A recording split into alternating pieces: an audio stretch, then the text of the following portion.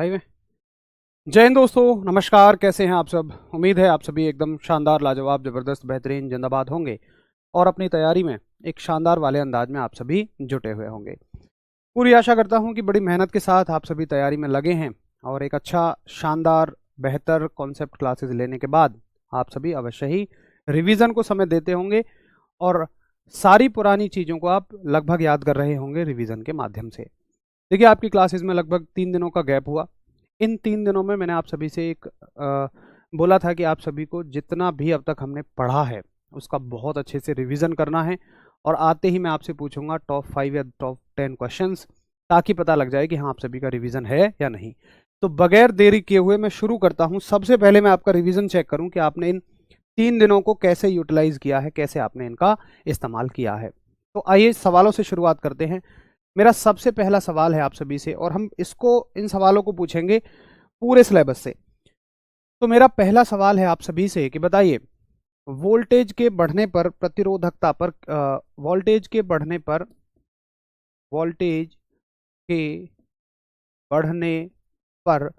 प्रतिरोध पर क्या फर्क पड़ता है?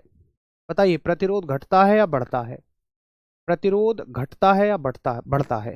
यानी कि increasing on increasing voltage, voltage के इंक्रीज होने पर जो रेजिस्टेंस होता है वो बताइए, इंक्रीज होता है, डिक्रीज होता है, क्या रहता है? दूसरा सवाल मेरा आपसे, नंबर डाल के आंसर करते रहिएगा। समांतर क्रम में धारा बताइए, बट जाती है या समान रह जाती है? समांतर क्रम में धारा, दो ऑप्शन है, या तो बट जाएगी या तो समान रह जाएगी। यानी कि पैरेलल कॉम्बिनेशन करंट क्या रहता है? डिवाइड हो जाता है या फिर ये सेम रहता है? तीसरा, क्वेश्चनों के आंसर आ रहे हैं, बहुत बढ़िया। तो आप सभी ने कहा, कुछ कह रहे हैं कि जी वोल्टेज के बढ़ने पर प्रतिरोध बढ़ता है, कुछ कह रहे हैं घटता है और कुछ कहते हैं समान रहता है। लगभग अगर मैं एक रेशियो देखूं इसमें कमेंट सेक्शन में, तो 60% कहते हैं कि ये समान रहता है, लगभग 20-20 कह रहे हैं कुछ बढ़ता है कुछ घटता है। तो 60% जो कह रहे हैं कि वोल्टेज के बढ़ने पर प्रतिरोध समान रहता है, इनको कॉन्ग्रेचुलेशंस। बाकी जो 20-20% घटता और बढ़ता बता रहे हैं, बाबूजी मैं फिर से कह रहा हूँ, आप कितना भी अच्छा समझ लें, मैं कितना भी अच्छा यहाँ समझा लूँ, इन चीज़ों का फ़ायदा तब है जब आपको ये चीज़ें याद हो जाएं। देखिए, समझने से चीज़ें आसानी से याद हो जाती हैं, लेकिन हमेशा याद नहीं रहती हैं। वो हमेशा याद होती हैं रिवीजन से। इसलिए आपको बार बार रिवीजन करना पड़ेगा। हो सकता है आप बहुत अच्छे से पढ़ते हो, मैं भी कोशिश करता हूँ अच्छे से समझाने की, लेकिन जब तक आप रिवीजन नहीं करेंगे तब तक वो चीज़ें आपको याद नहीं रहेंगी और रिजल्ट आप देख रहे हैं। तो भाई साहब, ये समान रहता है। जो घटता और बढ़ता कह रहे हैं वो थोड़ा सा सीरियस लें और रिवीजन करना शुरू करें। समांतर क्रम में धारा, फिर से वही है कि दो ही ऑप्शन है, फिर से आप तुक्का मार रहे हैं, वही रेशियो निकल के आ रहा है। लगभग 60% बच्चे कह रहे हैं कि समांतर क्रम में धारा बढ़ जाती है, जो कि बिल्कुल सही है, और जो कह रहे हैं समान रहती है। अब दो ही तो बात है, इन्हीं को याद रखना है। अब कैसे याद रखोगे, आपकी जिम्मेदारी है। समान और बढ़ जाता है, बहुत बढ़िया। चलिए, तीसरा सवाल मेरा आपसे, और मैं आपसे पूछूंगा कि जो फ्यूज होता, या मुझे बताइए आप कि जो परिनालिका होती है, परिनालिका के अंदर, परिनालिका के, ये ग्रुप डी का प्रीवियस ईयर क्वेश्चन है, परिनालिका के अंदर चुंबकीय क्षेत्र जो होता है उसकी आकृति कैसी होती है? परिनालिका के अंदर चुंबकीय क्षेत्र की आकृति, यानी कि magnetic field inside a solenoid बताइए कैसा रहता है? ऑप्शन होंगे, ये सीधा होता है या फिर ये गोल होता है, सी ऑप्शन होगा वृत्त के आकार में होता है। बताओ कैसा होगा? यानी कि स्ट्रेट होता है, ये है आपका स्ट्रेट होता है, या फिर ये सर्कुलर होता है, या फिर ये स्फेरिकल होता है। बताओ कैसा होता है? स्फेरिकल। नंबर डाल के आंसर करना, तीसरे क्वेश्चन का क्या आंसर होगा। तब तक आपका आंसर आए, मैं अगला क्वेश्चन बना देता हूं।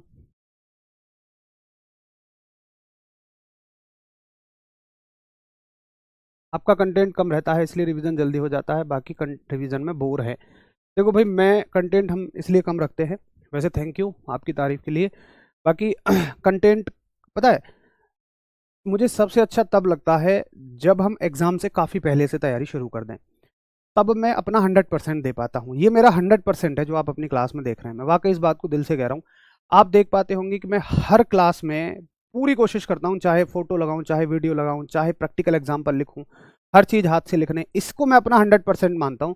और ये 100% तब दिया जाता है जब हम एग्ज़ाम से काफ़ी पहले से तैयारी करें, मतलब हमारे पास प्रेशर ना हो। अब एग्ज़ाम की डेट आ गई, फिर बैच आया है, फिर मुझे मिलते हैं 20 दिन 25 दिन, उसमें बड़ा प्रेशर होता है, तो उसमें मैं 100% नहीं दे पाता हूँ। तो वाकई में ये हमारे लिए बड़ी पॉजिटिव बात है कि हम एग्ज़ाम से बहुत पहले तैयारी कर रहे हैं। इसमें हम थोड़ा थोड़ा पढ़ते चलेंगे, थोड़ा थोड़ा पढ़ेंगे तो उसको अच्छे से समझेंगे भी, और रिवीजन में भी आपको बड़ी आसानी हो जाएगी।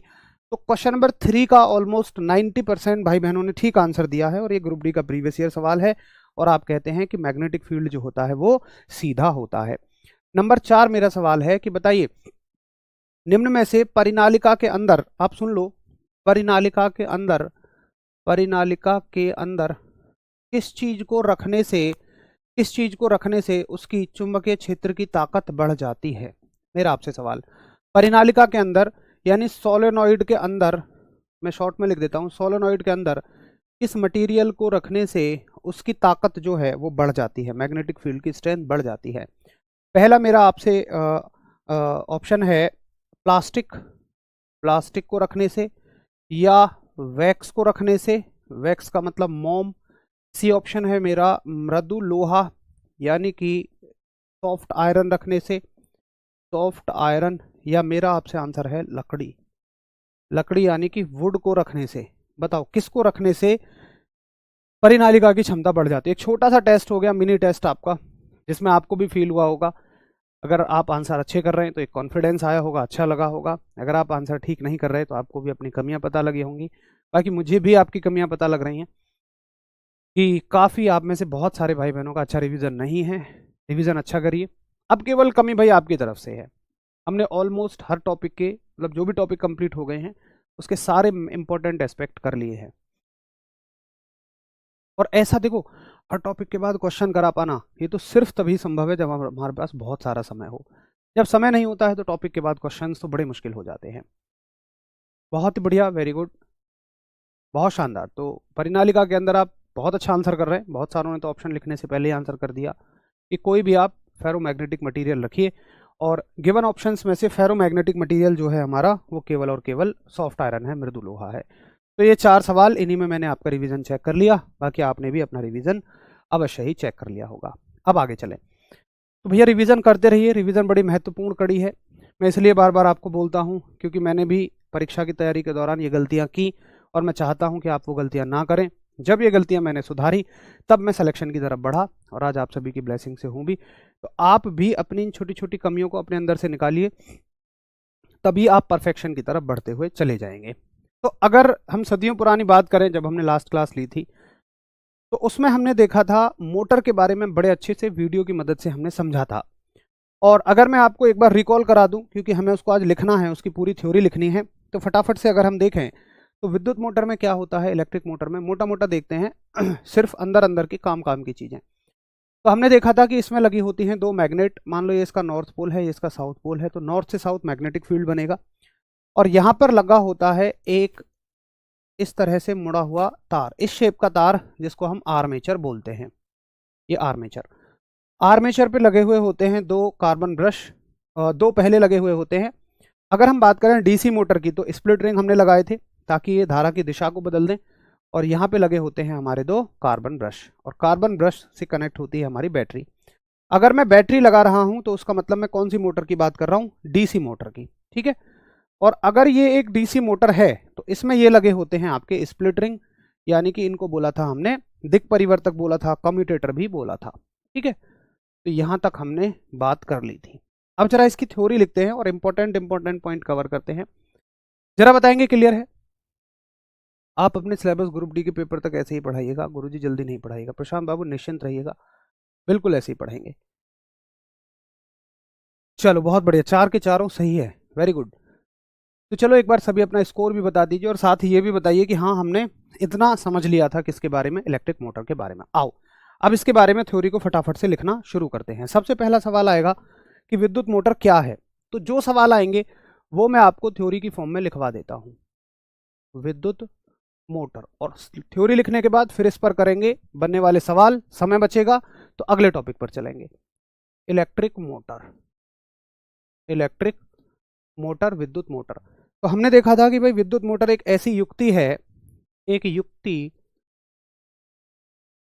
युक्ति जो कौन सी धारा को कौन सी धारा में बदल रही है, या कौन सी एनर्जी को, जो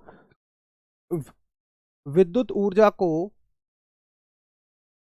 जो विद्युत ऊर्जा को कौन सी ऊर्जा में बदलती है, यांत्रिक ऊर्जा में। जो विद्युत ऊर्जा को यांत्रिक ऊर्जा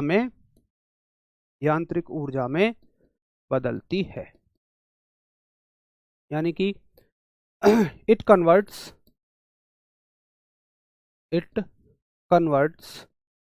मेरे साथ लिखते चलिए, electrical energy, it converts electrical energy to mechanical energy.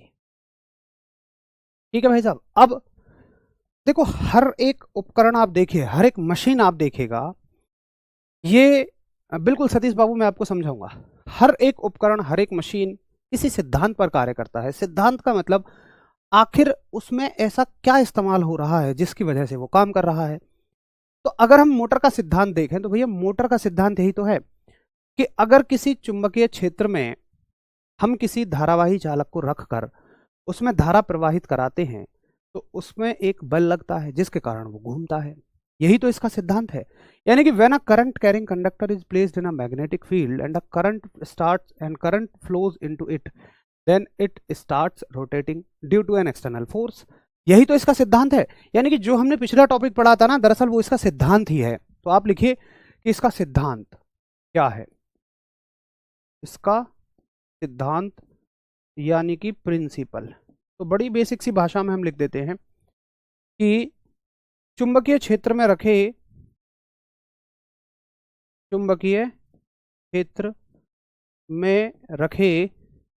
क्षेत्र में रखे धारावाही चालक पर लगने वाला बल। ये बात हमको पता थी तो इसलिए हमने इसका इस्तेमाल कर लिया। यानी कि force on a current carrying conductor placed in a magnetic field. ठीक, दो चीजें हो गई। दोनों से आपका सवाल ये पूछा जाएगा, पहला विद्युत मोटर क्या होती है, इसका सिद्धांत क्या होता है। तीसरा सवाल बनेगा इसके पार्ट्स से, यानी कि जो इसके पार्ट्स हैं। तो तीसरा मुद्दा डालेंगे आप, इसके पार्ट्स, यानी कि इसके अंग कौन कौन से हैं, इसके हिस्से कौन कौन से हैं, इसके पुर्जे कौन कौन से हैं, इसके पार्ट्स क्या क्या हैं। तो पार्ट्स में आप लिखेंगे, पहला पार्ट होता है इसका क्षेत्र चुंबक। पहला पार्ट है इसका क्षेत्र चुंबक।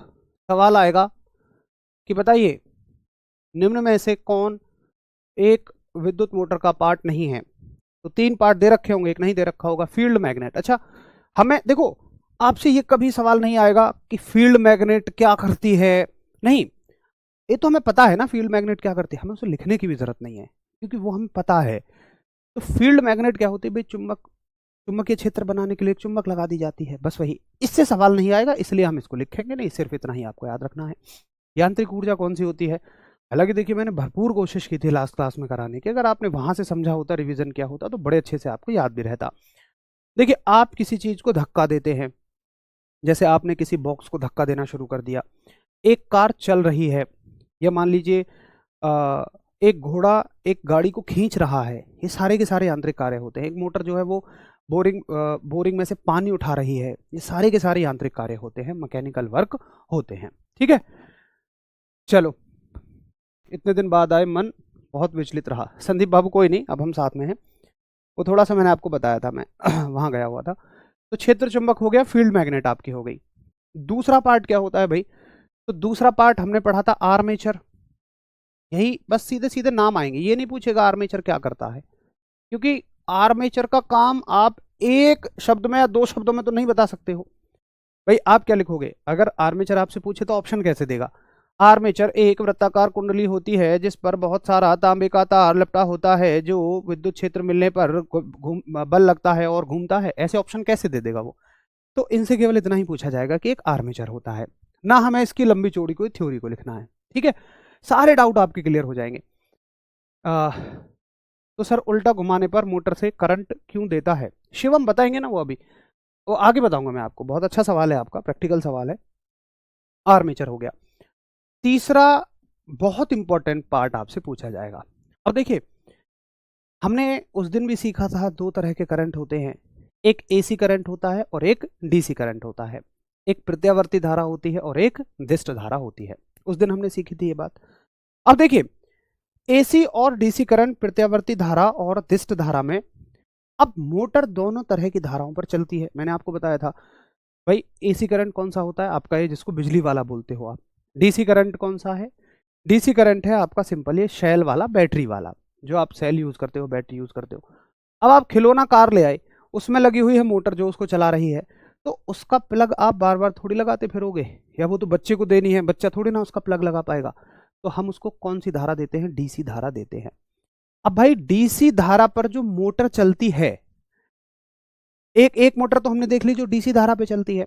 अच्छा, अब तुम बड़ी बड़ी मोटर देखो, भारी भारी, जैसे चक्की में मोटर देखी होगी आपने, एक भारी मोटर लगी होती है जहां आप अपना आटा पिसवाने, गेहूं पिसवाने जाते हो। तो वहां पे आप देखेंगे अब उस मोटर को बैटरी से चला पाना इम्पॉसिबल है, क्योंकि बहुत ज्यादा बैटरी आपको लगानी पड़ जाएगी, बहुत ज्यादा बैटरी। अब मैं आपको एक मजे की बात बताऊं कि सबसे पहले जो आविष्कार हुआ था वो डीसी पावर का ही हुआ था, बैटरी वाली पावर से ही लोग मशीनें चलाया करते थे, लेकिन उसमें बहुत खर्चा आता था। एक साइंटिस्ट आए जिनका नाम था निकोला टेस्ला, मैंने कभी जिक्र भी किया होगा। मतलब जितने आप साइंटिस्टों के नाम जानते हो ना, एक उनमें सबसे सबसे ज्यादा ब्रिलियंट, सबसे ज्यादा इंटेलिजेंट साइंटिस्ट निकोला टेस्ला रहे। लेकिन आप नाम नहीं सुनते क्योंकि वो चुपचाप काम करने वालों में से थे, हाहुल्लड़ नहीं करने वालों में से थे। थॉमस अल्वा एडिसन का नाम सबने सुना होगा, लेकिन निकोला टेस्ला का नाम किसी ने नहीं सुना।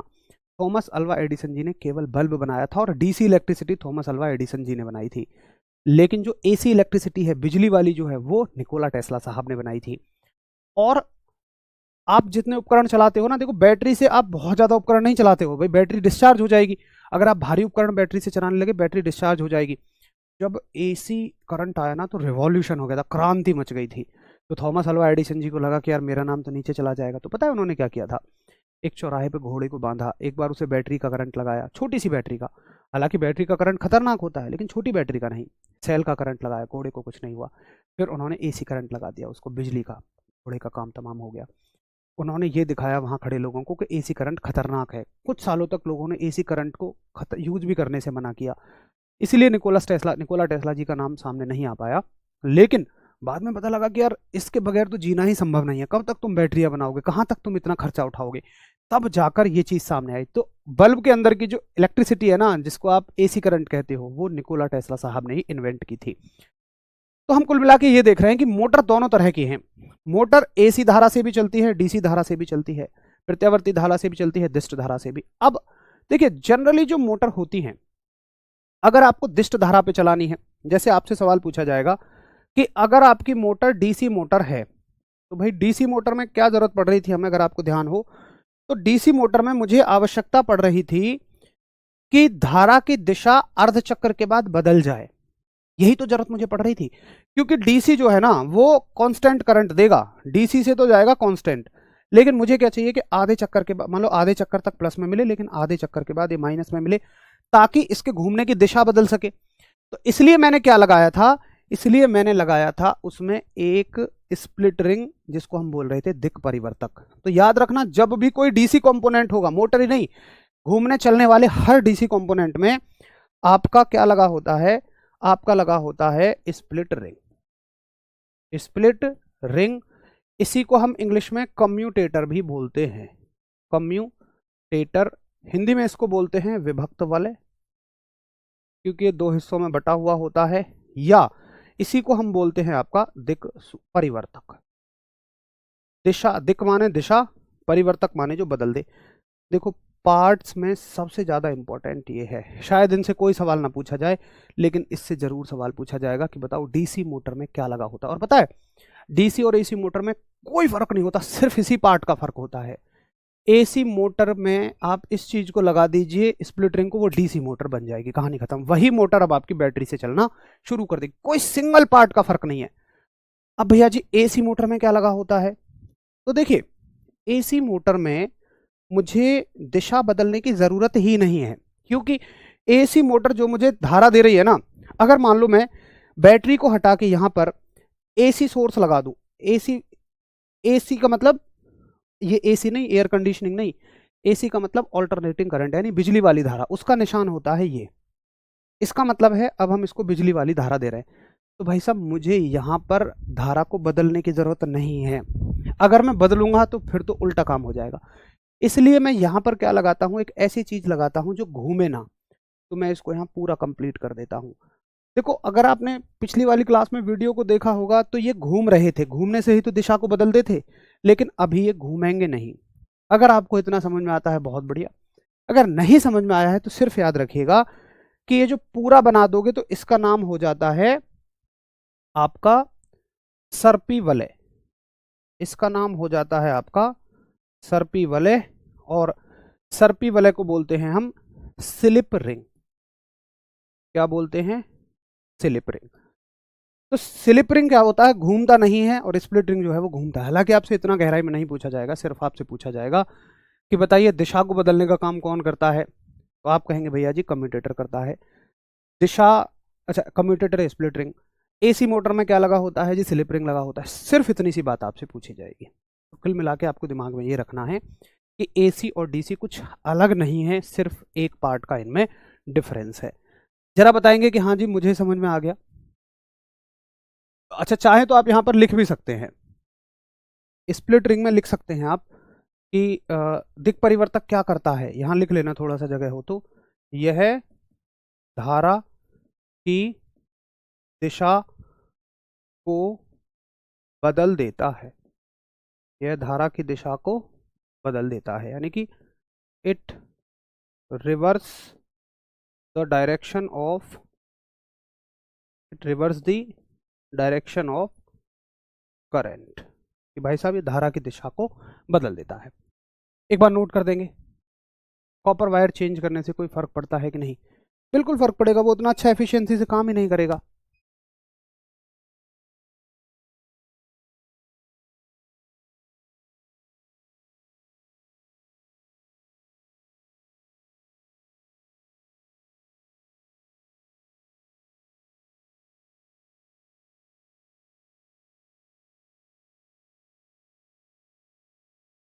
ठीक है, बहुत अच्छे से समझ में आ गया, ओके। अब चलते हैं हम आगे। तो ये हो गया आपका एसी और डीसी मोटर, दोनों तरह की मोटर इसमें कवर हो गई हैं। हमने विद्युत मोटर का पढ़ लिया, क्या होता है, प्रिंसिपल पढ़ लिया, इसके पार्ट्स पढ़ लिए, बाकी इसके उपयोग पढ़ लीजिए। तो उपयोग में तो जो जहाँ आपको उपयोग नज़र आता है हर जगह छाप दीजिए, कहाँ नहीं है इसका उपयोग शुरुआत से ही देख लो। अगर आप देखें वॉशिंग मशीन की मोटर है, हालांकि उपयोग तो लाखों हैं लेकिन कुछ लिख लेते हैं। वॉशिंग मशीन में हो गया आपका, दूसरा आपका जो मिक्सर होता है या फिर आपका जो जूसर होता है उनमें हो गया। नंबर 3 आपका खिलौना गाड़ी में हो गया, या खिलौनों में लिख दो, यानी कि टॉयज़ में लिख दो। नंबर 4 आपका आजकल तो व्हीकल्स में भी आने लग गया है ना, व्हीकल्स यानी कि वाहनों में, और एक वाहन में कम से कम 50 मोटरें लगी होती हैं। अगर आप देखें तो जो शीशे ऊपर नीचे होते हैं वो भी उसी की वजह से होते हैं। अगर आप देखें जो साइड के शीशे आगे पीछे होते हैं वो भी सब उसी की वजह से होते हैं। अगर आप देखेंगे कि जो आपका वाइपर चलता है वो भी मोटर की वजह से चलता है। मतलब एक कार में ढेरों जगह पे मोटर का इस्तेमाल है, तो जो आपको मनाए वो लिख लीजिए, ढेरों तरह के उपयोग यहाँ पर मोटर के होते हैं। अगर आप मोटर में कंफर्टेबल हो तो हम लोग फिर इससे बनने वाले क्वेश्चंस पर चल दें। एक बार थम्स अप कर दीजिए तो वो निशान हो जाएगा कि हम आगे चलेंगे। आपका समझाया समझना है ऐसा कभी हो सकता है गुरुजी, बहुत सारा आभार आपका, और आपका ये विश्वास मुझे और मेहनत करने की प्रेरणा देता है हमेशा। डीसी की हिंदी दिष्ट धारा मैंने कल तो लिखी थी, लिख लीजिए। डीसी की हिंदी होगी आपकी दिष्ट धारा, डायरेक्ट करंट इंग्लिश में और हिंदी में दिष्ट धारा। वैसे सवाल जो पूछेगा वो डीसी मोटर ही पूछेगा हिंदी में भी, याद रखना। और एसी की प्रत्यावर्ती। तो इसको हिंदी वाले ना इंग्लिश में भी याद रखना, डीसी और एसी। और ये एसी वो नहीं है एयर कंडीशनिंग, ठंडा करने वाला एसी नहीं है, वो एयर कंडीशनिंग होती है।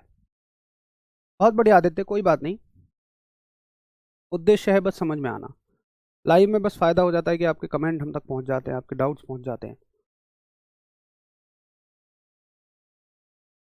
चलिए तो करिए इसका आंसर। ये रहा आप सभी के सामने पहला सवाल, फटाफट से आंसर करते जाइए और मैं चाहूंगा कि आप इनका आंसर खुद से करें। विद्युत मोटर के काम करने के पीछे मुख्य सिद्धांत कौन सा है, बताइए। विद्युत मोटर के काम करने के पीछे मुख्य सिद्धांत कौन सा है? What the main principle behind the working of an electric motor? तो विद्युत चुंबकीय प्रेरण है, इलेक्ट्रोमैग्नेटिक इंडक्शन है, या मैग्नेटिज्म है, या धारा का तापीय प्रभाव है, या रासायनिक प्रतिक्रिया है, केमिकल रिएक्शन है? तो देखिए, वैसे तो इसका जो सही आंसर होता, मैं इस सवाल को इसलिए लाया हूं क्योंकि प्रीवियस ईयर सवाल है। इस सवाल का जो करेक्ट आंसर है, बिल्कुल परफेक्ट आंसर है, वो ये होता कि चुंबकीय क्षेत्र में रखे धारावाही चालक पर बल। ये आंसर मत करना, चुंबकीय क्षेत्र में रखे, चुंबकीय क्षेत्र में रखे धारावाही चालक पर बल, ठीक है, ये इसका परफेक्ट आंसर होता। यानी कि force on a current carrying conductor, force on a current carrying conductor placed in a magnetic field, placed in a magnetic field, ये इसका परफेक्ट आंसर। इसके अलावा ये आंसर मत करना, ये आपको समझ में आ जाएगा ये क्या होता है। वैद्युत चुंबकीय प्रेरण आपको बाद में समझ में आएगा। अच्छा, मैग्नेटिज्म भी आधा अधूरा आंसर है। हाँ, अगर ये होता कि इन चारों में से ही मुझे एक लगाना है तो फिर बेहतर ये होता, मैग्नेटिज्म बेहतर होता। ये वाला मत लगाना, ये वाला जनरेटर का प्रिंसिपल है, मैं आपको आगे समझाऊंगा। सर थोड़ा स्लो चला है, मैं लिख नहीं पा रहा हूँ। देखो, अगर तुम मेरे साथ भी नहीं लिख पाए ना तो भाई फिर किसी के साथ नहीं लिख पाओगे यार। मैं तो हिंदी और इंग्लिश दोनों भाषाओं में हाथ से लिख रहा हूँ, आपको तो एक ही भाषा लिखनी होती है। कहीं दोनों तो नहीं लिख रहे हैं आप?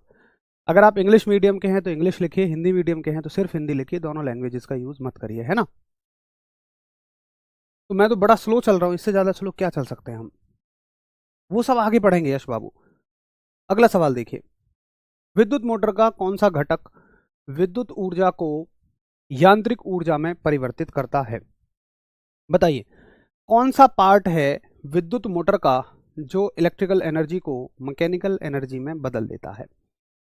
अब देखो, अभी तक तो हमने ये पढ़ा था कि मोटर जो है वो पूरी की पूरी इलेक्ट्रिकल एनर्जी को मैकेनिकल एनर्जी में बदलती है, लेकिन अब ये पूछ रहा है उसका भी कौन सा पार्ट है। तो देखिए, बेसिकली देखा जाए, रोटर स्टेटर आप छोड़िए, कम्यूटेटर ये तो दिशा को बदलता है। तो बेसिकली इसमें जो पार्ट आप लगाएंगे वो लगाएंगे ब्रश। ब्रश ही तो है जिसकी वजह से धारा अंदर जा पा रही है। तो यहां पर वैसे तो इसका आंसर मोटर होता, लेकिन अगर मोटर के अंदर भी हम गहराई में चलें तो कौन सा पार्ट है? फिर आप रोटर स्टेटर पे मत जाना और आप आंसर कर देना कि भैया जी ब्रश इस काम को कर देता है, ठीक है।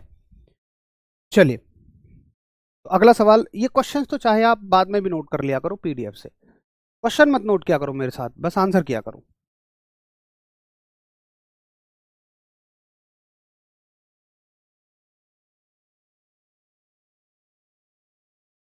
देखो भैया, ये कम्यूटेटर आप समझो, ये एनर्जी कन्वर्ट नहीं कर रहा है, कम्यूटेटर तो धारा की दिशा बदल रहा है। धारा जा रही है, इलेक्ट्रिकल एनर्जी ही जा रही है, बस इलेक्ट्रिकल एनर्जी की डायरेक्शन चेंज कर रहा है, इलेक्ट्रिकल को मैकेनिकल में नहीं बदल रहा है। भाई साहब, अगर यही बदल लेता तो हम बाकी चीज़ों का इस्तेमाल ही क्यों करते? तो ये तो इलेक्ट्रिकल, भाई अगर मान लो धारा की दिशा बदल गई, चलो, तो क्या वो मैकेनिकल एनर्जी बन गई? अरे यार, मैं तुम्हें पकड़ के उल्टा खड़ा कर दूं तो तुम जानवर बन गए क्या? नहीं भाई, तुम तो तुम ही रहोगे। इलेक्ट्रिकल एनर्जी ही तो रहेगी, चाहे वो एसी हो चाहे वो डीसी हो। धारा की दिशा बदलने से केवल एसी डीसी का फर्क पड़ेगा, रहेगी तो वही ना। चलो, ध्यान से करेंगे आंसर। अगला सवाल, एक साधारण विद्युत मोटर में आमतौर पर किस प्रकार की धारा का उपयोग किया जाता है? तो देखो, इसमें कंफ्यूज नहीं होना है, हम दोनों तरह की धारा का उपयोग करते हैं, एसी और डीसी दोनों तरह की, है ना। साधारण का मतलब क्या हो सकता है? सिंपल इलेक्ट्रिक मोटर ही आप पढ़ते हो।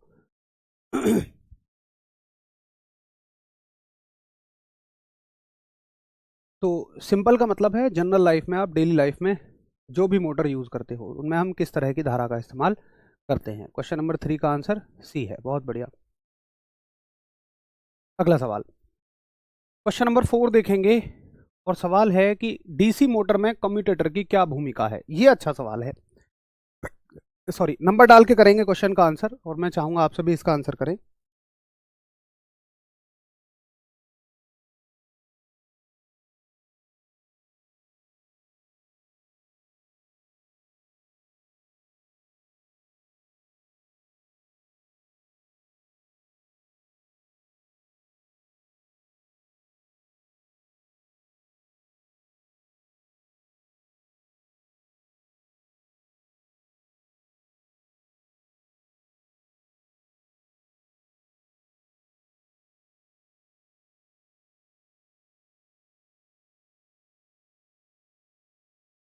तो सवाल का आंसर है क्वेश्चन नंबर 4 का कि ये विद्युत आपूर्ति प्रदान करना नहीं, ये तो बैटरी या सोर्स से करेंगे हम। धारा की दिशा को उलटना बिल्कुल सही है। वोल्टेज को बढ़ाना है, गति को नियंत्रित करना बिल्कुल भी नहीं करता है।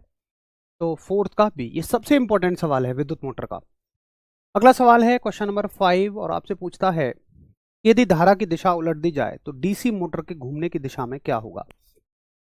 अब देखो, अगर आप धारा की दिशा को उल्टेंगे, अच्छा चलो आप सोच के बताओ पहले, फिर देखते हैं। नंबर डाल के करो, नंबर डाल के, नहीं तो पता नहीं लग पाता कि आप कौन से क्वेश्चन का आंसर कर रहे हैं। यदि धारा की दिशा उलट दी जाए,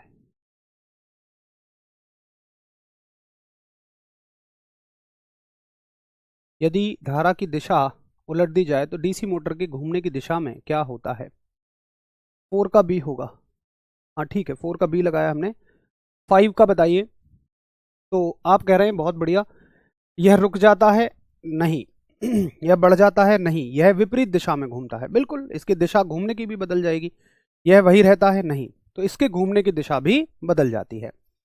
ये बिल्कुल करेक्ट है। अच्छा हाँ, एक चीज और कि जब हम 10th क्लास में मोटर पढ़ा करते थे तो उसमें ना वर्किंग भी पढ़नी होती थी हमें, कार्य प्रणाली, कि भैया कैसे कार्य करती है।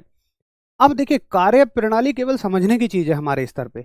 उसको अगर हम लिखें तो उससे कोई सवाल नहीं बनेगा। अगर आप लिखना चाहें तो उसको अपनी भाषा में लिख लेना, लेकिन नोट डाल लेना कि यहाँ से कोई सवाल नहीं बनेगा, ताकि आप परेशान ना हो उसको रिवाइज करने में, ज़्यादा पढ़ने में।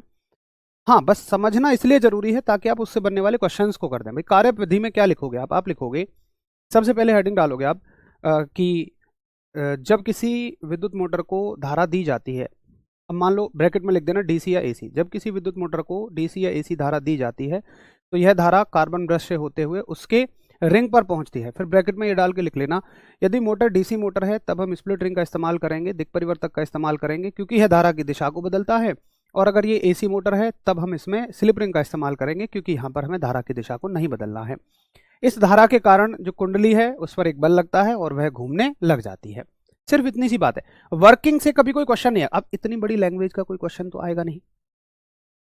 सर फर्स्ट का आंसर क्या होगा, मैंने बता दिया। अगर करेक्ट आंसर आप चाहते हैं तो इसमें से कोई भी ठीक नहीं है, फिर ये आंसर होगा।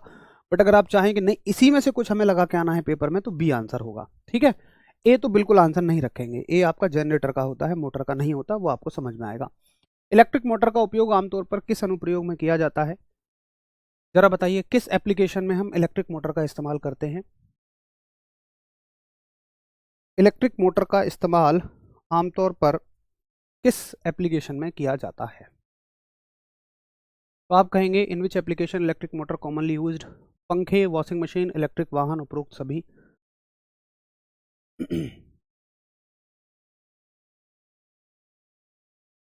अब देखो ये समस्या है आपकी। अब अभी तक कार्य प्रणाली के बारे में किसी को चिंता नहीं थी, मैंने कह दिया तो कह रहे हैं आप लिख दो। अबे भैया, उसको वो कभी नहीं पूछी जाएगी आपसे। खुद से भी कुछ काम किया करो यार, थोड़ा सा खुद से एक बार जो मन में आए वो लिख लो, उससे कोई सवाल तो आना है नहीं, बस आपके याद रखने के लिए है। क्वेश्चन नंबर है 6 का आंसर आप सभी कर रहे हैं डी। पंखा, वॉशिंग मशीन, इलेक्ट्रिक वाहन, हर एक में तो आजकल इलेक्ट्रिक मोटर का ही इस्तेमाल किया जा रहा है। अगला सवाल देखिए आप, और क्वेश्चन नंबर 7 है कि इलेक्ट्रिक मोटर के कॉइल में घुमावों की संख्या बढ़ाने का क्या प्रभाव होता है। देखिए, इलेक्ट्रिक मोटर के कॉइल में, कॉइल का मतलब क्या कह रहा है ये, कि जैसे आपकी ये फील्ड मैग्नेट लगी हुई है और यहाँ पर एक ये आर्मेचर गया हुआ है। अब आर्मेचर पर अगर हम तार लपेट दें, यहाँ देखो आर्मेचर अकेला पड़ रहा है अभी, इसके पास जितनी धारा बह रही है उसकी वजह से इसमें बल बन रहा, चुंबकीय क्षेत्र बन रहा होगा, उसी की वजह से तो एक फोर्स बन रहा है। अगर मैं इस पर बहुत सारा तार लपेट दूं तो अब मान लो ये क्या बन गया, अब आर्मेचर भी हो गया और तार भी हो गया। और जितना ज्यादा तार लपेटोगे उतना ज्यादा धारा बहेगी, और जितनी ज्यादा धारा बहेगी उतना ज्यादा चुंबकीय क्षेत्र, जितना ज्यादा मैग्नेटिक फील्ड चुंबकीय क्षेत्र उतना ज्यादा बल। तो आप कहेंगे कि अगर इस पर ज्यादा आप कॉइल लपेट दोगे तो इस पर लगने वाला बल बढ़ जाता है, लगने वाला बल बढ़ जाता है। ठीक है, बल बढ़ जाता है यानी कि फोर्स इंक्रीजेस। अब देखो एक चीज याद रखना कि जो फोर्स होता है ना, अगर वो किसी चीज को घुमा रहा है, अगर किसी वस्तु पर बल लगा और बल लगने से वो वस्तु घूमी तो इसको हम टॉर्क कहते हैं, यानी कि बल आघूर्ण कहते हैं। तो इंग्लिश में कहते हैं हम टॉर्क, और टॉर्क क्या हो रहा है, इंक्रीज हो रहा है। तो टॉर्क क्या होता है आपका, बल आघूर्ण, इसको हिंदी में बोलते हैं बल आघूर्ण। पेपर में ऐसे ही दिया गया था इसलिए मैं हिंदी नहीं लेकर आया हूं, क्योंकि पेपर में वो कभी कभी इंग्लिश में दे देता है, तो आपको एक आधा टर्म, कोई एक आधा टर्म, ज्यादा नहीं, कोई एक आधा टर्म ऐसी जो जो हम करवा दे रहे हैं उनको इंग्लिश में भी याद रखना। सारी की सारी नहीं रखनी है, परेशान मत होइए। और तो और आप इस सवाल पे चैलेंज भी डाल सकते हैं, अगर आप चाहेंगे तो चैलेंज डाल दीजिएगा, भैया मैं तो हिंदी मीडियम वाला हूं, क्यों लिखा है इंग्लिश में टॉर्क। तो टॉर्क क्या होता है आपका, बल आघूर्ण। लेकिन कोशिश करिए याद हो जाए तो याद ही हो जाए, बल आघूर्ण। और बल आघूर्ण क्या होता है, बल का घूर्णन प्रभाव। अगर बल लगने से कोई वस्तु घूम रही है, टॉर्क क्या होता है, तो भाई साहब टॉर्क होता है आपका रोटेशन इफेक्ट, या इसे कहो rotational effect of force, rotational effect of force. अगला सवाल आप देखेंगे और क्वेश्चन नंबर 8 आपसे कहता है कि इलेक्ट्रिक मोटर में किस प्रकार का ऊर्जा परिवर्तन होता है। तो ये तो सब जानते हैं कि इलेक्ट्रिकल टू मैकेनिकल होता है, इलेक्ट्रिकल टू मैकेनिकली ऊर्जा परिवर्तन होता है। ये तो आसान सा सवाल है। अच्छी रहेगी नवीन बाबू, सारे प्रीवियस ईयर क्वेश्चन हैं उस बुक में, youth publication, previous year question आप लगाते रहिएगा। तो जैसे आज हमने इलेक्ट्रिक मोटर खत्म किया, वैसे तो मैंने ही बहुत सारे सवाल करा दिए, फिर भी आप कोशिश करिए कि प्रीवियस ईयर क्वेश्चन आप भी इलेक्ट्रिक मोटर के लगा लें। चलिए भैया जी, ये बात आपको समझ में आ गई। अब देखिए अगला मुद्दा हम शुरू करते हैं। इलेक्ट्रिक मोटर के बाद जो अगला मुद्दा आपका आता है वो आता है विद्युत चुंबकीय प्रेरण। एक टॉपिक डालेंगे आप, विद्युत चुंबकीय प्रेरण। तो लिखिए, हेडिंग डालिए, विद्युत चुंबकीय प्रेरण, यानी कि इलेक्ट्रोमैग्नेटिक इंडक्शन, इलेक्ट्रोमैग्नेटिक इंडक्शन। आओ एक बार समझें कि अब ये क्या चीज है। अच्छा, एक हल्का सा हिंट मैं आपको दे दूं। देखो, विद्युत मोटर को पढ़ने से पहले हमने उसके सिद्धांत को समझा था। किसी चुंबकीय क्षेत्र में धारावाही चालक में जब धारा प्रवाहित होती है तो उस पर एक बल लगता है, और यही सिद्धांत मोटर का था। तो इस सिद्धांत को अच्छे से समझना। ये सिद्धांत जनरेटर का है, मैं आपको अभी बता दूं। ये भी एक अपने आप में पूरा टॉपिक है, इससे भी सवाल आते हैं, और इसी सिद्धांत का उपयोग हम किस में करते हैं, जनरेटर में। जनरेटर से अलग भी सवाल आते हैं। तो पहले इसको कंप्लीट करेंगे और फिर हम इसी की मदद से जनरेटर को कंप्लीट करेंगे, यानी जनित्र को हम कंप्लीट करेंगे। ठीक है, तो विद्युत चुंबकीय प्रेरण क्या होता है, इसमें बड़ा मजा आने वाला है आपको। देखिए, सबसे पहले क्या देखा गया कि जब भाई मोटर में क्या देखा गया था, बड़े ध्यान से समझना मेरी बात को बहुत अच्छे से। मोटर में यह देखा गया कि जब किसी मैग्नेट के पास एक करंट कैरिंग कंडक्टर को रखकर और उसमें मान लो हम धारा प्रवाहित कराते हैं, ऐसे इसको हमने एक बैटरी से जोड़ा था, धारा प्रवाहित कराते हैं तो इस पर एक फोर्स लगता है। करंट की वजह से क्या लगता है, एक मैग्नेटिक फील्ड बनती है। यही तो देखा था भाई, करंट की वजह से क्या बनता है, एक चुंबकीय क्षेत्र, और चुंबकीय क्षेत्र की वजह से फोर्स लगता है। ये चीज हमने पिछले वाले सिद्धांत में देखी। अब एक वैज्ञानिक आए, उन्होंने सोचा कि यार ये बताओ, अगर करंट फ्लो कराने से, अगर धारा प्रवाहित कराने से, अगर करंट फ्लो कराने से मैग्नेटिज्म बन सकता है, यानी चुंबकीय क्षेत्र बन सकता है। अगर धारा प्रवाहित कराने से ये चालक जो है, कंडक्टर जो है, ये एक चुंबक का काम कर सकता है। बड़े ध्यान से सुनना। तो क्या चुंबक को कुछ करके, क्या चुंबक से मैं धारा उत्पन्न कर सकता हूं? भाई अभी तो क्या थी, मेरे पास धारा है, बैटरी है, तो बैटरी से मैंने चुंबकीय क्षेत्र उत्पन्न कर लिया।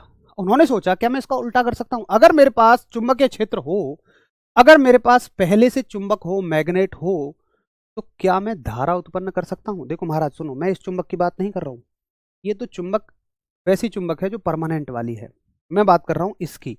भाई आप बैटरी की मदद से इसमें पहले क्या देते हो? धारा देते हो, तभी जाके तो ये चुंबक बनती है। भाई धारा की वजह से चुंबक बनती है, ये वाली एक तार में धारा की वजह से चुंबक बनती है। तो उन्होंने कहा कि क्यों ना मैं चुंबक के कारण धारा बना लूं। आओ जरा देखते हैं कैसे। अब देखना कैसे बनती है चुंबक के कारण धारा, बड़े ध्यान से सुनना, बिल्कुल उसका उल्टा पढ़ना है हमें, और ऐसा हुआ भी। ये बड़ी मजेदार बात थी। एक सेकंड रुकिए, ये देखो आजा भाई आजा, इस डायग्राम का यूज करेंगे मस्त वाला। ये एनसीईआरटी की बुक का डायग्राम है, देखिए। अब साइंटिस्ट कौन है? इतना खतरनाक सोचने वाले साइंटिस्ट हैं माइकल फैराडे। और फैराडे साहब ने क्या सोचा? बड़े खतरनाक साइंटिस्ट थे, पता है मैं इनको क्यों खतरनाक बोलता हूँ? खतरनाक का मतलब बड़े मजेदार इंटेलिजेंट साइंटिस्ट थे। इंटेलिजेंट मैं इसलिए भी बोलता हूँ क्योंकि देखो आज के समय में अगर कोई आविष्कार कर रहा है, कोई नया सोच पा रहा है, तो वो भी अच्छा है, वो भी इंटेलिजेंट है। लेकिन आज हमारे पास ना उपकरण बहुत हैं, लेकिन उस समय पर हमारे पास उपकरण बहुत ज़्यादा नहीं थे। आदमी जो भी सोचता था ना, अपनी बुद्धि से ही सोच पाता था, इमेजिन कर करके सोचना पड़ता था। सोचो, लोगों ने, वैज्ञानिकों ने यहाँ जमीन पर बैठे बैठे ग्रहों की चाल बता दी, सिर्फ इमेजिन कर करके, कल्पनाएं कर करके। उनकी कल्पनाएं इतनी स्ट्रांग हुआ करती थी। तो वाकई पहले जो ब्रेन थे ना, वो गॉड गिफ्टेड ब्रेन थे। ये सच में एक शोध भी हुआ, एक रिसर्च भी हुई कि अब के समय में बहुत ज़्यादा इंटेलिजेंट ब्रेन पैदा ही नहीं हो रहे हैं। क्योंकि आजकल आप देखें ना, पहले उस समय पर ये सारी चीज़ें बहुत ज़्यादा नहीं थी, भटकाव बहुत ज़्यादा नहीं थे, लेकिन आज के समय में तो हम अलग ही दिशा में चले जा रहे हैं। सबसे पहले तो हम इंस्टाग्राम की लतों में पड़ जाएंगे, वहाँ से हमें सोचने का समय ही नहीं मिल पाता है। थोड़ा बहुत मिले तो फिर दूसरे चक्करों में पड़ जाते हैं, आप समझ गए होंगे। फिर वहाँ से मिले तो थोड़ा नशे आदि की हालत में भी हम थोड़ा बहुत शौक गुटखे तम्बाकू बीड़ी का लगा लेते हैं। वहाँ से मिले तो उल्टा पल्टा घूमने का शौक लगा लेते हैं। दरअसल आज के समय में माहौल वैसा है ही नहीं कि व्यक्ति अपने दिमाग से कुछ सोच सके, कुछ बुद्धि लगा सके। पहले समय पे ज़्यादा गॉड गिफ्टेड लोग पैदा होते थे। आइए मुद्दे पर लौट के आते हैं। उन्होंने क्या किया? देखिए, उन्होंने ले ली एक इलेक्ट्रोमैग्नेट, यानी कि एक वैद्युत चुंबक।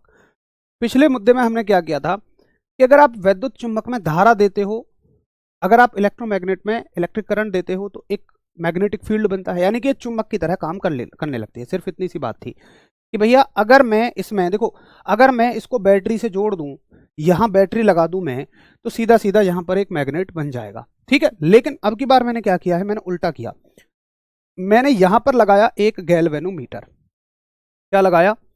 मैंने यहां पर लगाया एक गैल्वेनोमीटर। मैंने बैटरी नहीं लगाई, गैल्वेनोमीटर। गैल्वेनोमीटर क्या होता है?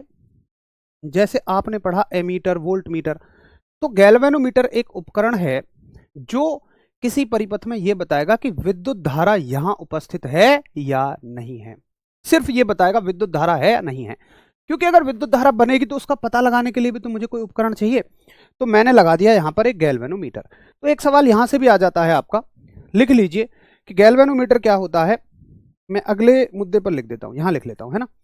तो यहां लिख लो गैल्वेनोमीटर। गैल्वेनोमीटर क्या होता है, एक सवाल यहां से भी आपका क्लियर हो जाएगा। तो गैल्वेनोमीटर जो होता है, ये विद्युत धारा की उपस्थिति का पता लगाता है। विद्युत धारा की उपस्थिति का पता, विद्युत धारा की उपस्थिति का पता, यानी कि to to detect to detect the electric current, विद्युत धारा की उपस्थिति का पता। अच्छा, सवाल उठता है कि भैया एमीटर क्यों नहीं कर सकता ये काम? भाई एमीटर भी तो कर सकता है। तो एमीटर इसलिए नहीं कर सकता क्योंकि एमीटर करंट मापता है, और वो ना थोड़े बड़े करंट मापता है। जैसे मान लो एक, अगर मैं एमीटर बनाना चाहूँ कि वो 0.01 एम्पियर का करंट मापे, तो नहीं बना सकते हो आप। कम से कम एमीटर को आपको 1 एम्पियर, या मान लो 0.1 एम्पियर तो देना पड़ेगा। अगर आप ये चाहो कि एमीटर 0.0001 एम्पियर माप दे, तो नहीं बना सकते हो।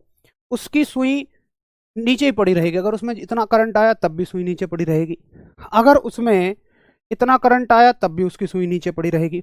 उसकी सुई उठेगी जब इतना करंट आएगा कम से कम।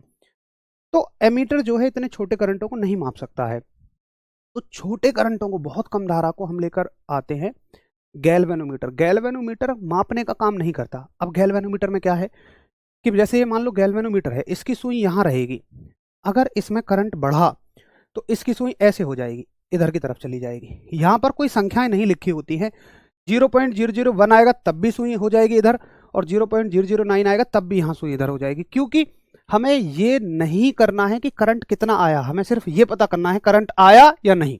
गैल्वेनोमीटर से बस हमारी इतनी चाहत है, लेकिन इससे हमारी चाहत होती है कि तुम ये बताओ भी हमें कि करंट कितना आया। दरअसल भैया इससे क्यों नहीं ले सकते हैं ये वाला काम, क्योंकि देखो अगर इससे तुम इतना छोटा करंट नपवाओगे ना तो बहुत बड़ा, मतलब बहुत महंगा उपकरण हो जाएगा। फिर ये एक ही काम, अगर एक ही दोनों काम एक ही उपकरण से कराओगे तो बड़ा महंगा उपकरण ये हो जाएगा, इसलिए हम इनको अलग अलग रखते हैं, कोई खरीदेगा ही नहीं। फिर भाई मान के चलो जिसका काम है केवल धारा को नापना, उसको ये नहीं है कि पता लगाना है, देखो नाप रहा है तो पता तो अपने आप लग गया, उसका काम है नापना, तो फिर वो क्यों पैसे वेस्ट करेगा इस काम में।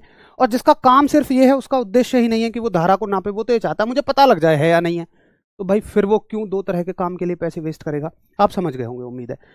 तो गैल्वेनोमीटर मापता आपता नहीं है, याद रखना, ये अच्छा सवाल है, यहाँ से सवाल आता है, इंपॉर्टेंट सवाल है कि भैया गैल्वेनोमीटर विद्युत धारा का पता लगाता है। तो हमने क्या किया था, लौट के आते हैं मुद्दे पर, एक गैल्वेनोमीटर लगा दिया। अब क्या देखा गया कि जब आप, अच्छा मैंने यहाँ कोई बैटरी नहीं दी, कुछ भी बैटरी मैंने यहाँ पर नहीं दी है, मैंने एक चुंबक को उठाया और चुंबक को अब इस इलेक्ट्रोमैग्नेट के आसपास आगे पीछे करना शुरू किया। तो फैराडे साहब ने क्या देखा कि जब वो इस मैग्नेट को, इस चुंबक को ऐसे आगे पीछे कर रहे थे यहाँ, तो वो देखते हैं कि गैल्वेनोमीटर की सुई जो है वो ऐसे ऐसे ऐसे ऐसे हो रही है। ऐसे ऐसे होने का मतलब यहां पर कोई धारा है। और सुनो मजे की बात, याद रखना कि जब गैल्वेनोमीटर की सुई इधर आए तो याद रखना धारा का मान इसमें बढ़ा है, और जब गैल्वेनोमीटर की सुई इधर आए तो याद रखना धारा का मान घटा है, और जब ये ऐसे यहीं आके रुक जाए तो याद रखना यहां पर कोई भी धारा नहीं है। तो देखा यह गया कि जब वो चुंबक को नजदीक ला रहे थे तो गैल्वेनोमीटर की सुई इधर आई, यानी कि पता लगा धारा बढ़ी है, और जब इस मैग्नेट को पीछे लेके गए तो गैल्वेनोमीटर की सुई इधर गई, यानी कि धारा घटी है। ये मैं आपको प्रैक्टिकली वीडियो से भी दिखा दूंगा कल की क्लास में चाहेंगे तो आप। और जब उन्होंने एक मैग्नेट को किसी जगह पर रोक दिया, यानी जब आगे पीछे नहीं करा रहे हैं, तो गैल्वेनोमीटर की सुई बिल्कुल अपनी ही जगह पर थी, जो बताती है कि यहां पर कोई भी धारा नहीं है। तो जरा देखिए क्या कंक्लूजन निकले, यहां से कंक्लूजन निकले, निष्कर्ष निकले। अब बड़े ध्यान से सुनना कि जब किसी विद्युत चुंबक के पास, यानी इलेक्ट्रोमैग्नेट के पास एक बाहरी चुंबक को लाया जाता है तो वहां पर एक धारा उत्पन्न होती है। जब चुंबक को नजदीक लाते हैं तो धारा का मान बढ़ता है, दूर ले जाते हैं धारा का मान घटता है, और अगर चुंबक को एक जगह लाकर रोक देते हैं तब परिपथ में कोई भी धारा नहीं होती है, यानी कि करंट का मान शून्य होता है। तो जरा बताइए, इतनी सी बात समझ में आ गई। इसी चीज को हम बोलते हैं वैद्युत चुंबकीय प्रेरण, इलेक्ट्रोमैग्नेटिक इंडक्शन। देखिए इंडक्शन यानी प्रेरण, आप हिंदी में तो समझते होंगे, प्रेरित करना क्या होता है, किसी को मोटिवेट करना। इंडक्शन का मतलब क्या होता है, किसी को कुछ इंड्यूस कराना, कुछ उसमें उत्पन्न कराना, शब्द के मतलब से ही समझिए। तो हमने इसको किस लिए क्या मोटिवेट किया है, हमने किया है तुम अपने अंदर धारा उत्पन्न करो, इसके आसपास चुंबक घुमा के हमने इसको मोटिवेट कर दिया, इंड्यूस करा दिया, इसमें क्या, एक करंट प्रेरित कर दिया, एक धारा उत्पन्न करने के लिए। तो अब की बार जस्ट यहाँ पे हम उल्टा कर रहे हैं, हम सिर्फ क्या कर रहे हैं कि बैटरी की जगह हम चुंबक को आगे पीछे करते हैं। पहले चुंबक को स्थायी रखा था, अब देखो बड़े ध्यान से आप समझना, मजा आ जाएगा।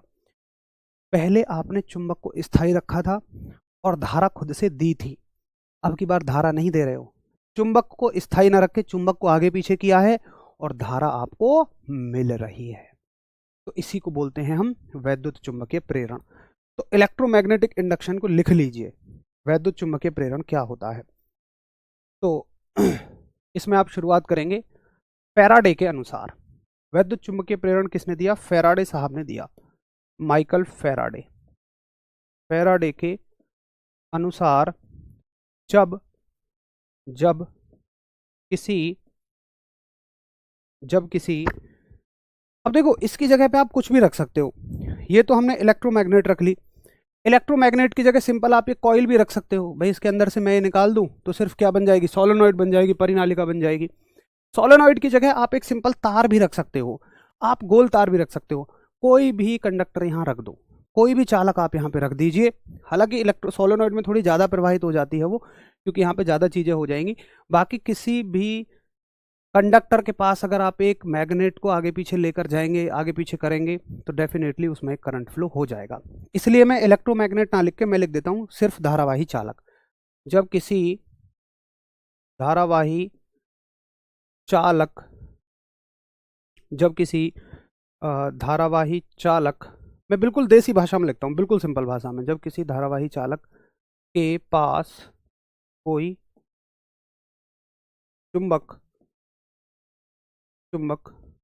गतिमान होती है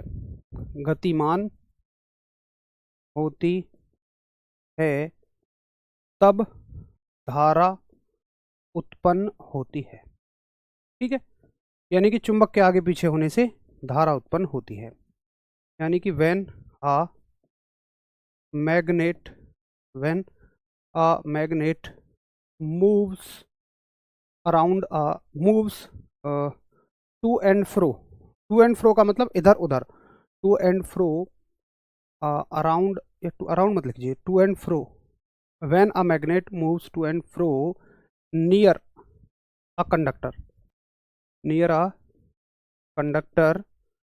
it produces करंट।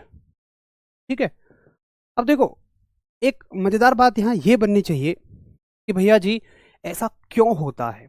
आओ जरा एक बार ये भी देख लेते हैं ऐसा क्यों होता है। देखो दरअसल क्या हो रहा है कि भाई ये जो चुंबक है, इस चुंबक के पास अपनी कुछ मैग्नेटिक फील्ड लाइंस हैं, कुछ चुंबकीय क्षेत्र रेखाएं हैं। मैं आपको अलग से बना के बता देता हूँ, इसमें आगे पीछे नहीं कर पाएंगे हम। जैसे मान लो बिल्कुल सिंपल, मैंने एक यहाँ पर सिंपल कोई मान लो सर्कुलर वायर ही रख लिया, सिंपल सर्कुलर वायर, और मैंने उसको यहाँ गैल्वेनोमीटर से जोड़ रखा है। ठीक है, ये इलेक्ट्रोमैग्नेट ला लेके आप कुछ भी ले लीजिए, एक सिंपल तार ले लीजिए, और उसके आसपास मैं एक चुंबक को मूव कराता हूँ। ये मेरे पास एक मैग्नेट है, ये मेरे पास रही एक चुंबक, ऐसे करके। ठीक, अच्छा एक काम करते हैं, इसको ना थोड़ा अच्छे से बनाते हैं डायग्राम को, इस जगह को खाली छोड़ लो। ये मान लीजिए मैंने इसको ऐसे जोड़ रखा है। अब इस चुंबक से क्या निकलेंगी, आप कहोगे भैया चुंबकीय क्षेत्र रेखाएं निकलेंगी, भाई मैग्नेटिक फील्ड लाइन से निकलेंगी, ऐसे ऐसे करके, कुछ यहाँ जा रही होंगी ऐसे करके, कुछ यहाँ जा रही होंगी, और कुछ इससे ऐसे करके बाहर की तरफ निकल रही होंगी। तो दरअसल होता क्या है कि जब आप इस चुंबक को ऐसे लेकर जाएंगे, तो देखो ये जो मैग्नेटिक फील्ड है ना, ये जो चुंबकीय क्षेत्र है, ये इससे कटना शुरू हो जाएगा, है ना। ये चुंबकीय क्षेत्र इससे कटना शुरू हो जाता है, और जितना जितना नजदीक जाएंगे उतना ज्यादा कट रहा है, और जितना दूर जाएंगे उतना कम कटेगा। अगर आपने यहाँ रोक दिया तो ये कट तो रहा है, लेकिन बदलाव नहीं हो रहा इसमें, इसके कटने में कोई बदलाव नहीं हो रहा। तो समझिए क्या होता है भाई, पीछे हमने क्या पढ़ा था, पीछे हमने भाई ये पढ़ा था कि अगर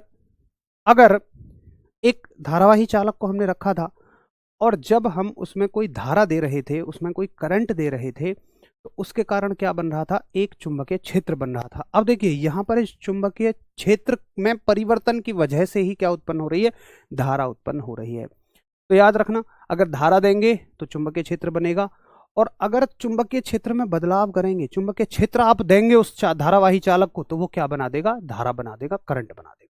सिर्फ इतनी सी बात है। तो उम्मीद है कि आपको ये मुद्दा समझ में आ गया होगा कि विद्युत चुम्बकीय प्रेरण क्या होता है, इलेक्ट्रोमैग्नेटिक इंडक्शन क्या होता है। बहुत ही आसान शब्दों में अगर हम कहें तो हम क्या कर लेते हैं, चुंबक में बदलाव के कारण विद्युत उत्पन्न कर लेते हैं। मैग्नेटिक चेंजेस के कारण, चुंबकीय परिवर्तनों के कारण हम किसको जनरेट कर लेते हैं, इलेक्ट्रिसिटी को जनरेट कर लेते हैं। तो उम्मीद है आपको ये बात समझ में आ गई होगी कि विद्युत चुम्बकीय प्रेरण क्या होता है, इलेक्ट्रोमैग्नेटिक इंडक्शन क्या होता है। अब कल जो हम शुरू करेंगे वो शुरू करेंगे जनरेटर जनित्र, और जनित्र जो है आपका वो इसी सिद्धांत पर कार्य करता है। बाकी जनित्र कुछ भी अलग नहीं है, मैं आपको दिखाऊंगा, सब कुछ मोटर ही जनित्र है। मैं आपको करके भी दिखाऊंगा, और लाइव क्लास में मैं आपको जनरेटर से बिजली भी बना के दिखाऊंगा। कल की क्लास में मेरे पास मॉडल है जनरेटर का, तो अच्छे से हम समझेंगे। बाकी कल आप मोटर को पूरा क्लियर करके आना, और इन दोनों के सिद्धांत को अच्छे से क्लियर करके आना। दोनों के सिद्धांत एक दूसरे के रिवर्स हैं, तो चलिए फिर मिलते हैं कल, तब तक के लिए आप सभी को नमस्कार, धन्यवाद, जय हिंद।